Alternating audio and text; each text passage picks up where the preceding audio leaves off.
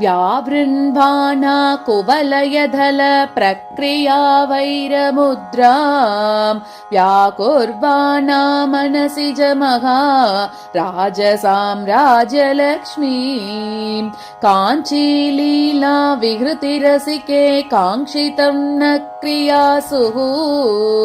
बन्धच्छेदे तव नियमिनाम् बद्धदीक्षा कटाक्षाः कालाम्भोदे शशिरुचिदलं कैतकं दर्शयन्ती मध्ये सौधामिनि मधुलिकां मालिकां राजयन्ती हंसारावं विकचकमले मञ्जुमुल्लासयन्ती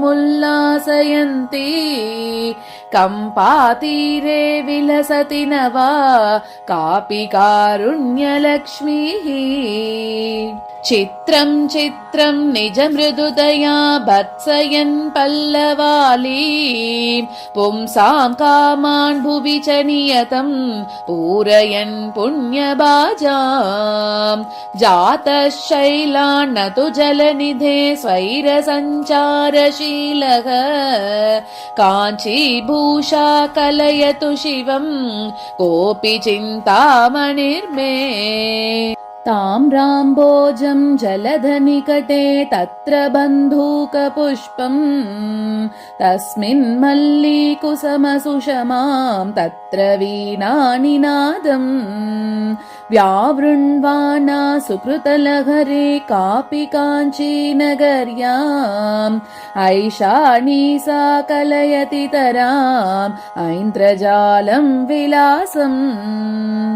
आहारं शं त्रिदश सदसामाश्रये चातकानाम् आकाशोपर्यपि च कलयन्नालयं तुङ्गमेषाम् कम्पातीरे विहरति तरां कामधेनुः कवीनाम् मन्दस्मेरो मदननिगम प्रक्रिया सम्प्रदायः आर्द्रीभूतैरविरलकृपैरात्तलीलाविलासैः आस्थापूर्णैरधिकचपलैरञ्जिताम्बोजशिल्पैः कान्तैर्लक्ष्मी ललितभवनैः कान्तिकैवल्यसारैः काश्मल्यं नः कबलयतु सा कामकोटिकटाक्षैः आधून्वन्ध्यै तरलनयनैराङ्गजीं वैजयन्तीम् आनन्दिन्यै निजपदजुषामात्तकाञ्चीपुरायै आस्माकीनं हृदयमखिलैरागमानां प्रपञ्चैः आराध्यायै स्पृहयति तराम् आदिमायै जनन्यै दूरं वाचां त्रिदश सदसां दुःखसिन्धोस्तरित्रम्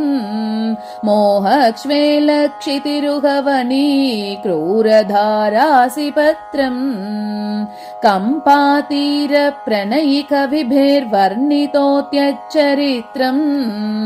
शान्त्यै सेवे सकलविपदां शाङ्करं तत्कलत्रम् कण्ठीकृत्य प्रकृतिकुटिलं कल्मषं प्रातिभश्री शुण्डीरत्वं निजपदजुषां शून्यतन्द्रं दिशन्ति तुण्डीराख्ये महति विषये स्वर्णवृष्टिप्रधात्री चण्डी देवी कलयति रतिं चन्द्रचूडालचूडे येन ख्यातो भवति स गृही पूरुषो मेरुधन्वा यत्र कोणे मदननिगम प्राभवं वो भवीति यत्प्रीत्यैव त्रिजगदधिपो जृम्भते किं पचानः कम्पातीरे स जयति महान् कश्चिदोजो विशेषः धन्या धन्या गतिरिह गिरां देवि कामाक्षि यन्मे निन्द्यां भिन्द्यात् सपति जडतां कल्मषादुन्मिषन्तीं साध्वी माध्वी रसमधुरता भञ्जनी मञ्जुरीतिः वाणी वेणी जडिति वृणुतात् स्वर्धुनी स्पर्धिनी माम् यस्या वाटी हृदयकमलं कौसुमी योगबाजां यस्याः पीठी सतत शिशिरा शीकरै माकरन्दैः यस्या पेटी श्रुतिपरिचलन् मौलिरत्नस्य काञ्ची सा मे सोमाभरणमहिषी साधयेत् काङ्क्षितानि एका माता सकलजगतामीयुषी ध्यानमुद्राम् एकां राधीश्वर चरणयोरेकतानां समिन्धे ताटङ्गोद्यन्मणिगणरुचा ताम्रकर्णप्रदेशा तारुण्यश्रीस्तभगिततनुस्तापसी कापि बाला दन्तादन्ते प्रकटनकरी दन्तिभिर्मन्दयानैः मन्दाराणां मदपरिणतिं मत्नति मन्दहासैः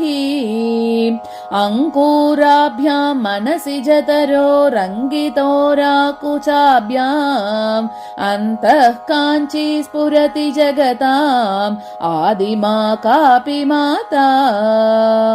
त्र्यम्बककुटुम्बिनीं त्रिपुरसुन्दरीमिन्दिरां पुलिन्दपतिसुन्दरीं त्रिपुरभैरवीं भारतीं मतङ्गकुलनायिकां महिषमर्दिनीं मातृकां भणन्ति विबुधोत्तमा विहृतिमेव कामाक्षि ते महामुनिमनोनटी महितरम्यकम्पातटी कुटीरकविहारिणी कुटिलबोधसंहारिणी सदा भवतु कामिनी सकलदेहिनां स्वामिनी कृपातिशयकिङ्करी मम विभूतये शाङ्करी जडाः प्रकृतिनिर्धनाः जनविलोचनारुन्तुदाः नराजननिवीक्षणं क्षणमवाप्य कामाक्षि ते वचः सुमधुमाधुरीं प्रकटयन्ति पौरन्दरी